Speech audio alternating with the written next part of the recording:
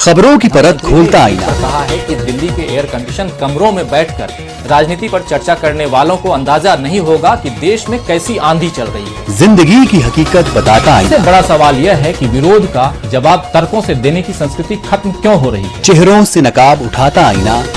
वाकई आज पत्रकार डर में रहकर काम कर रहे हैं। खुद को राजनेताओं के हाथों की कठपुतली बनने देने के लिए क्या पत्रकार स्वयं जिम्मेदार सच का चेहरा दिखाता आईना। हर नेता शॉर्टकट तलाश रहा है, बदजुबानी इसी का कुफल है। घूमता हुआ आईना, राजीव रंजन श्रीवास्तव के साथ।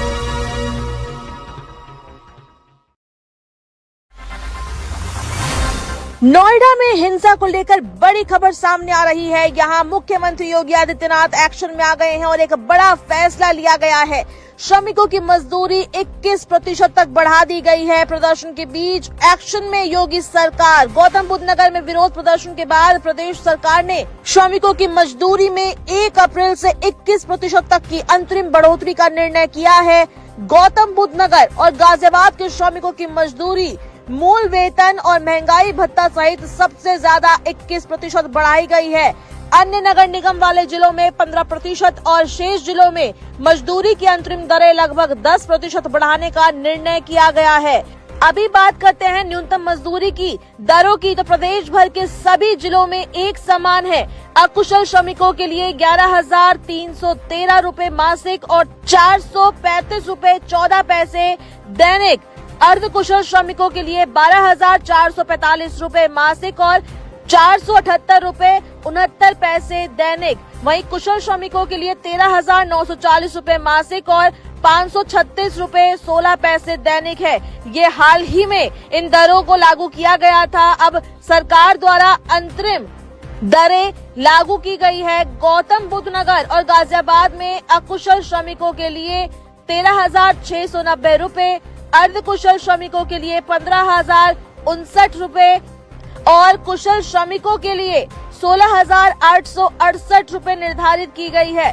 अन्य नगर निगम वाले जिलों में अकुशल श्रमिकों के लिए अंतरिम मजदूरी की दरें 13,006 रूपए, अर्धकुशल श्रमिकों के लिए 14,306 रूपए और कुशल श्रमिकों के लिए 16,025 रूपए के साथ ही शेष जिलों में अकुशल श्रमिकों के लिए 12,356 रूपए, अर्धकुशल श्रमिकों के लिए 13,591 रूपए और कुशल श्रमिकों के लिए 15,224 रूपए निर्धारित की गई है।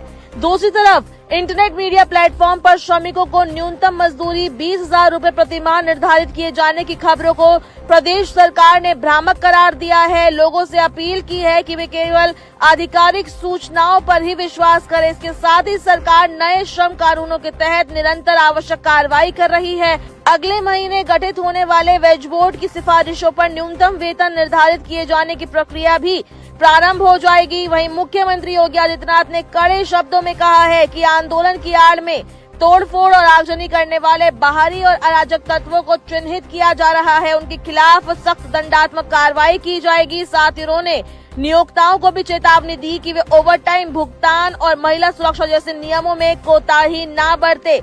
ये बड़ी खबर आपको बता रहे हैं इस वक्त की। आपको बता दें कि पिछले दिन नोएडा में काफी हंगामा हुआ था, तोड़फोड़ हुई थी, आगजनी हुई थी, काफी हिंसक माहौल देखा गया था नोएडा में, जिसके बाद पुलिस बल भी मौके पर पहुंची थी, लोगों को शांत कराने की कोशिश की गई थी और इस बीच अब योगी सरकार ने ये बड़ा